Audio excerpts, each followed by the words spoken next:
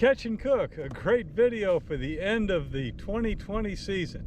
And I've got a secret on the cook part on this first of 2 recipes I'm going to share with you. Well, here's the catch part of the Catch and Cook. I think I got a good red on here. Caught him right up against that shoreline.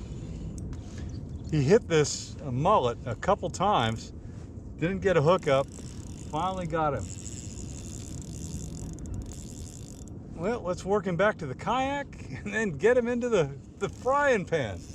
I've got 2 great recipes. I'm going to show you the first one on half of this redfish, and then the second good one on the other half of the redfish. Whoa, don't you just love that sound?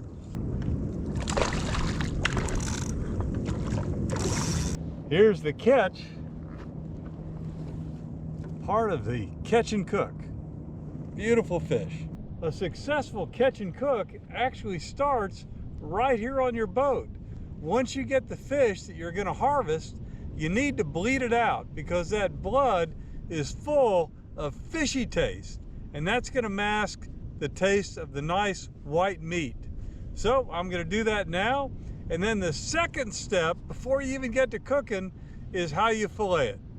After bleeding it out on the water, and now you've done your fillet, you've got a beautiful piece of meat that looks like this. The one more step you have to do to ensure that this tastes as good as possible is to eliminate the artery that runs down the center of the fillet. You can see it right here. So I'm going to take my skinning knife and I'm just going to cut that out. So very simple, just cut along here and get rid of as much of the red as you can.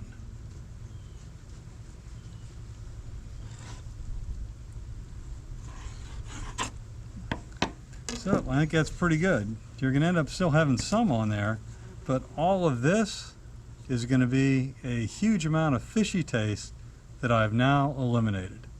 It's time for the cook part of this Catch and Cook. And this is a very simple recipe. I plagiarized it. I got it right from Genius Kitchen, and I'll put the link down below so you can get the details on how to prepare it. But it is so easy. It starts with preparing the Parmesan and Basil sauce. And you can do this in advance. Let me show you what's involved. Here are the ingredients. There's really not much to it. Some olive oil, Parmesan, basil, a little bit of salt, garlic.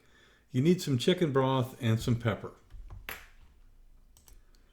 Follow the recipe and mix all the components together. I go a little bit light on the olive oil. It calls for more than I like to put in there. And at the same time, I'll throw some extra Parmesan in there. And the next thing is, when you look at the basil, they're looking for fresh basil, but you know, who has that? Basically, I'll just dump a teaspoon of the dried basil in there and go with that. Go ahead and mix everything up, and I like to let it sit for about an hour just to let the flavors mix. Once you've got the sauce made, all you do is you put some non-stick cooking spray on your fry pan, and then what I like to do is take a little bit of olive oil and I'll rub that into the 2 fillets just to make sure that there's no sticking. Then you just cook this over medium heat, and when you're done, you put the sauce on top. It's so perfectly easy. I like pairing this with rice and squash. So let me get to cooking and let's get this done. Once it's cooked, just spread the sauce over the top. And I also like putting this on the rice. It just has such a great taste. Bon appetit! There it is. That's this first recipe. And I've got a second favorite recipe that's actually pretty much even easier to make. There's nothing complicated if I'm going to do the cooking. Got comments? Got a favorite recipe of your own? Throw a link down there, because I love getting new recipes off the internet. Thanks.